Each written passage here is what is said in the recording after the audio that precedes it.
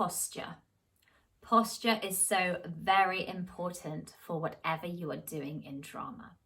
First of all, you would need a good actor's neutral and a good posture to make sure you're getting all the air into your lungs that you need for your vocal performances.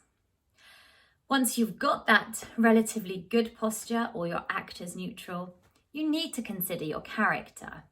How did they stand? Do they have a particular injury or habit or posture? Are they old, young? What is their upbringing being like? And then go and observe. This could be people on television, this could be people in real life. Go and watch people of that age. How do they hold themselves? Are you playing a pregnant woman? She's going to hold herself very differently from a young woman. Again, men have generally different postures to women, and then we can talk about walk and gait and everything else. I'll cover that in another video. So your posture usually considers really your upper body. So think, are they straight? Are they curved? Are they on an angle? Really think about your posture.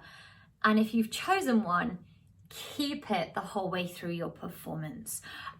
The posture can develop, especially if the character goes through something within the life of the play. But don't just stand there as you. Really consider, once you've got all that air in your lungs, what else you are going to do to make your character have a particular posture. It could be shoulders,